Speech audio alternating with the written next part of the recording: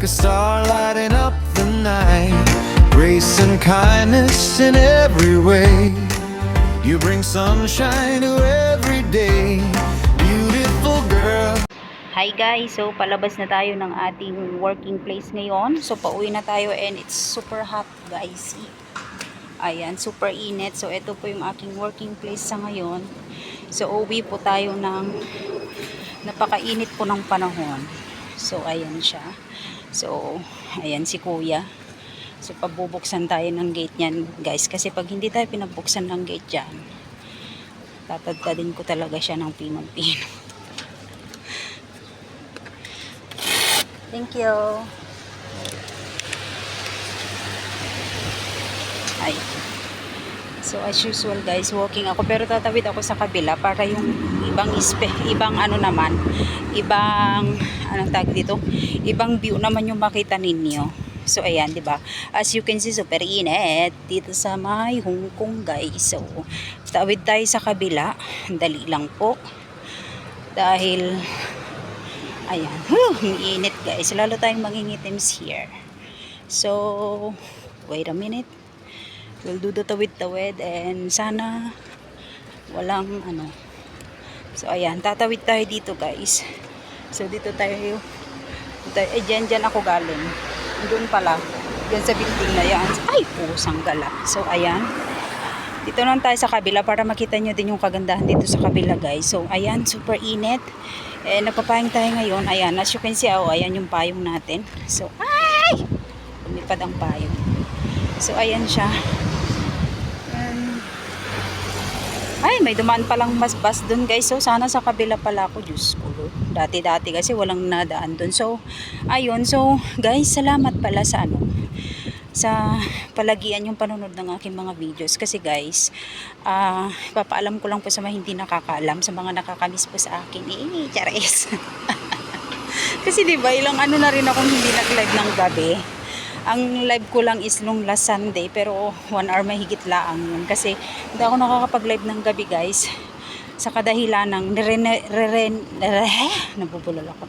Nire-renovate po kasi yung yung kwarto ko. So, nahiya naman po akong mag-live kasi doon kasi halos magkatabi lang po yung pintuan ng kwartong tinutulugan ko ngayon and then yung kwarto ko ni amo na kung saan po siya nag-stay. So, nahiya naman po ako.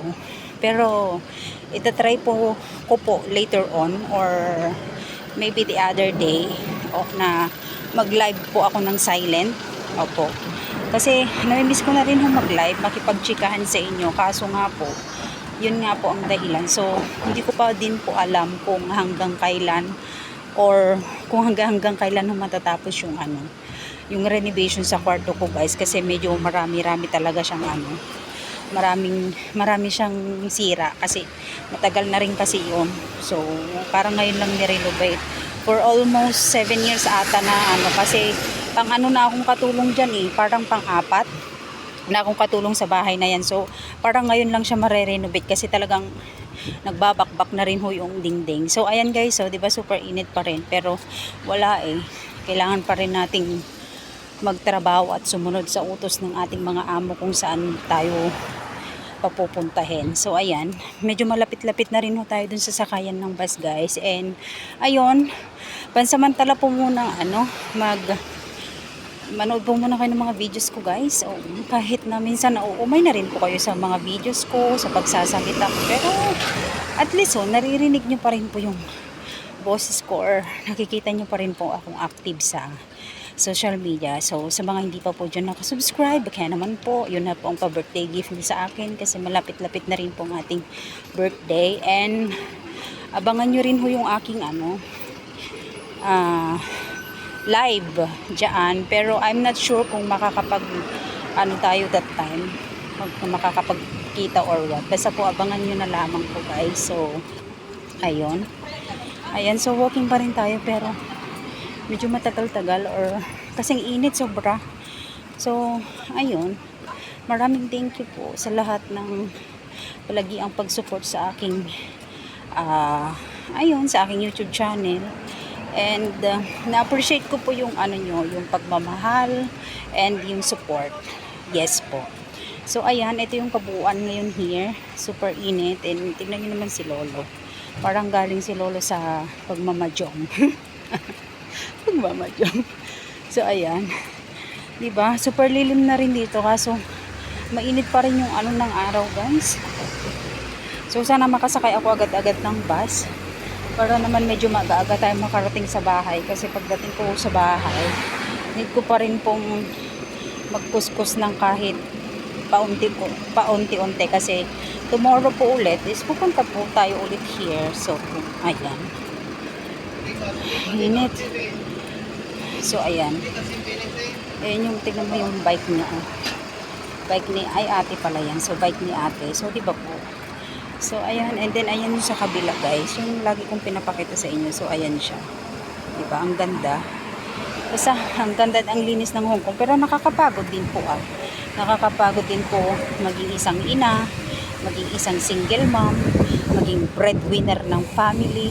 Yes, nakakapagod din po, pero gaya nga ng lagi ko ding sinasabi sa sarili ko, and lagi ko ding sinasabi minsan sa mga katulad kong OFW, lalo na sa mga katulad kong single mom, na laban lang sa hamon ng life. Kasi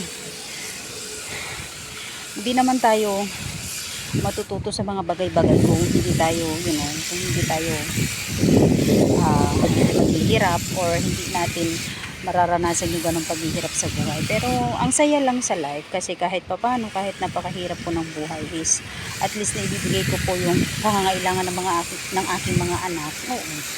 Minsan iniiyak ko na nga lang po kasi ang hirap naman din po kasi talaga.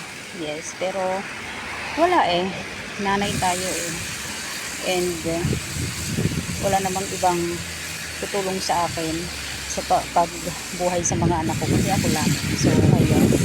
So ayan na siya, guys. So bubok pa tayo dun mamaya, pero pahinga ako konti kasi super pagoda. So ayan, may mga bike din dyan na nakapark. Ayan, so diba, kaya huwag tayo mawala ng pag-asa, kapit lang lagi, and syempre lagi tayo magti-thank you and magpipray kay God sa lahat ng blessings, sa lahat ng biyaya, or sa lahat ng kalakasan, kalusugan na natatamo natin sa araw-araw. So ayan, pinuputol ko na po ang video na ito, guys, kasi may may bus na rin po akong nakikita. So ayun, salamat. And sa mga hindi pa po nakasubscribe ng aking YouTube channel, guys, you can subscribe to my YouTube channel para po pag may mga po tayo, may mga bagong upload, or may mga chismis, ay lagi po kayong updated. Yun lamang po for today's video, guys. Bye bye and love everybody.